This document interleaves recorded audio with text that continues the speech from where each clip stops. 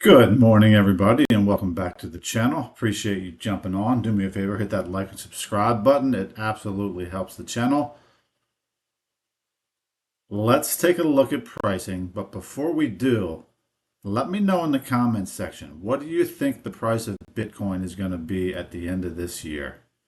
On December 31st, 2024, what is your guess to what the price point will be on Bitcoin at that time? Let me know. We're going to hear from somebody on CNBC today that believes it's going to get to triple digits, and many other people do as well. So let me know what you think. Right now, price is still holding strong. Bitcoin sitting at 74,903. Ethereum sitting at 2,803, up 6.33% in the last 24 hours. Solana sitting at 187, pretty much flat over the last 24 hours. And XRP up 2.22%, sitting at 54 cents. So staying at or moving in the right direction for the crypto prices over the last 24 hours. Let's dive into some news here. First, coming to us from Altcoin Daily. Just in, over 260 pro-crypto candidates elected to Congress in this election. That's what happens when they donate all that money, the fair shake, etc. Politicians start to listen. Unfortunately, or fortunately, depending on how you look at it, that's how the game is played in Washington. The more you donate, the higher up your, what you're looking at, what to do is going to jump up in the priority list. So crypto was definitely one of the most sought after, needed, and then delivered donations from different industries out there. So kudos to the crypto industry. Obviously, Ripple was a big part of that. Coinbase was a big part of that, and many others. So moving on, this coming from Bitcoin Archive, Senator Lummis, I'm not exactly sure how you pronounce her name, has put forward a bill for the United States government to buy 200,000 Bitcoin per year over 5 years for a total of 1 million Bitcoin. At today's price, that would be worth $76 billion. This might help the deficit we have. This certainly would. And we know Trump is pro-Bitcoin. Trump has been elected.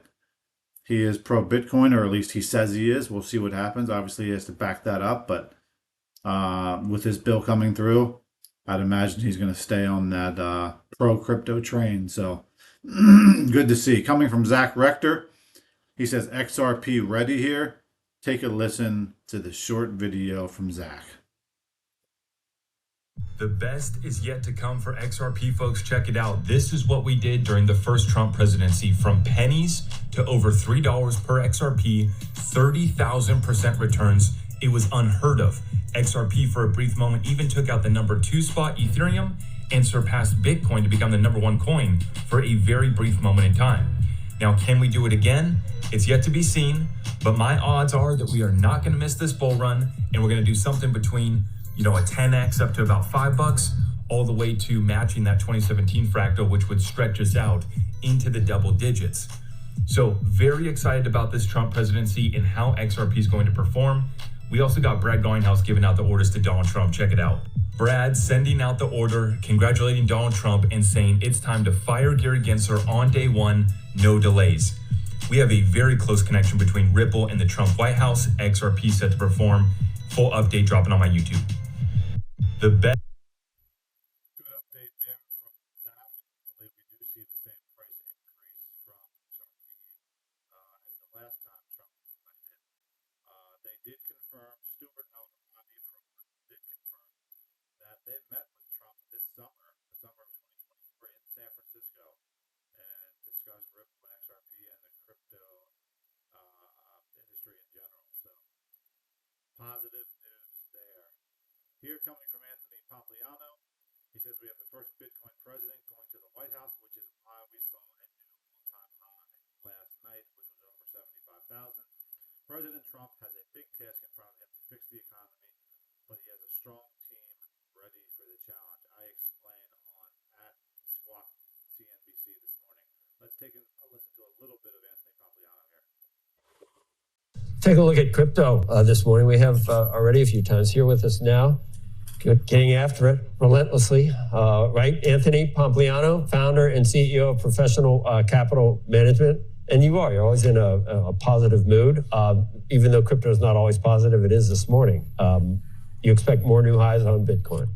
I mean, new all-time high. Satoshi couldn't have written a better script, having it hit a new all-time high on the night of the election. I think one of the most important things is we have the first Bitcoin president.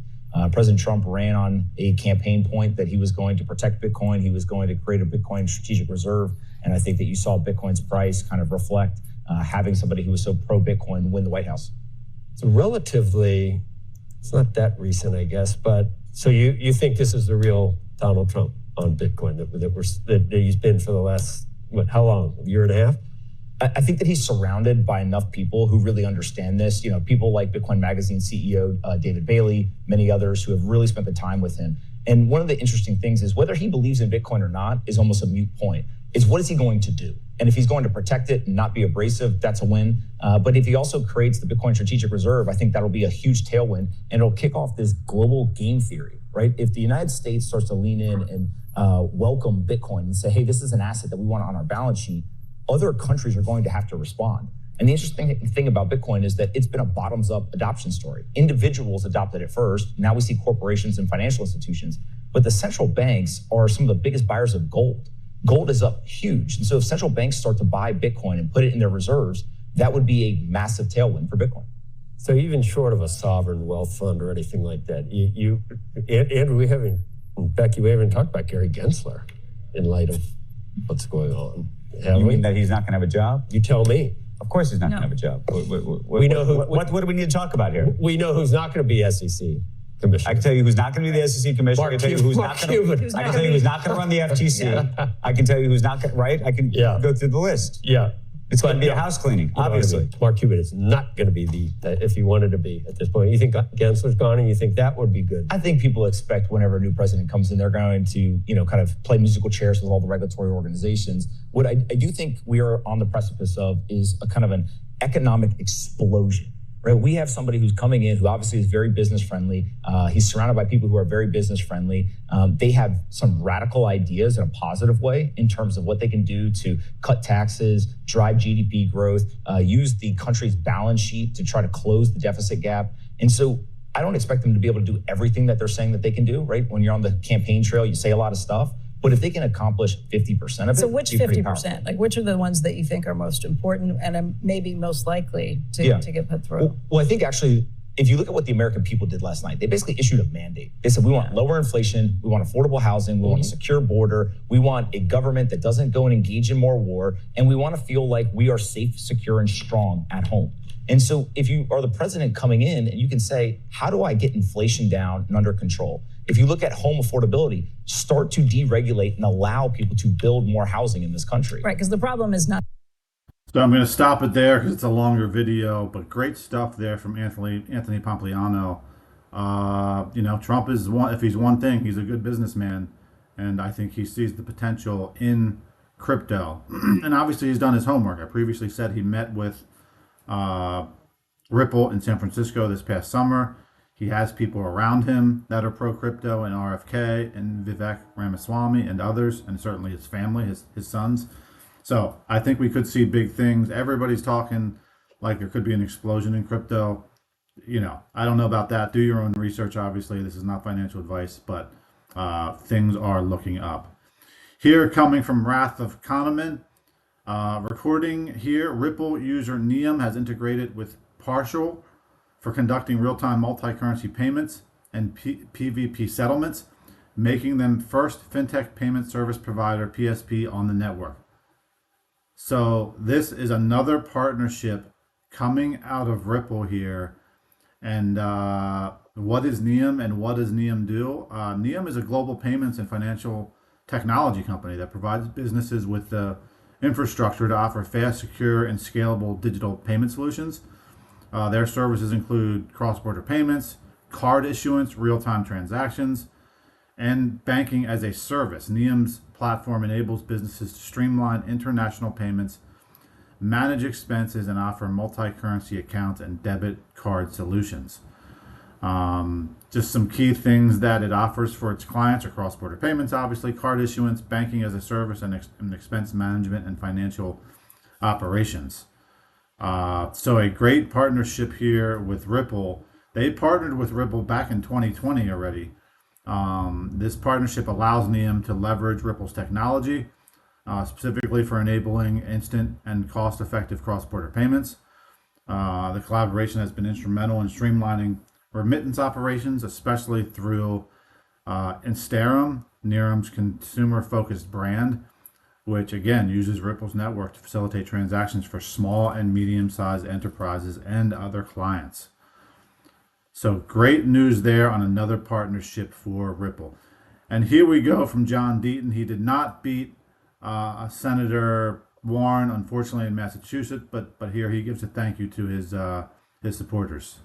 I want to thank each and every single person who donated, who volunteered, whether it was a parade, door knocking, calls, holding signs, hosting an event, people who simply showed up and gave me an opportunity to earn their support. I want to thank each and every one of you. I know. So I'll leave it there, but kudos and hats off to Mr. Deaton for making that run. Hopefully he'll stay involved in politics and in the crypto community, because he certainly has been a positive for a lot of people, and I think could even do more for the American people and for the industry. So that's it for this episode. Do me a favor, hit that like and subscribe button. Follow me on X at Orlando Mott, and I will see you on the flip side.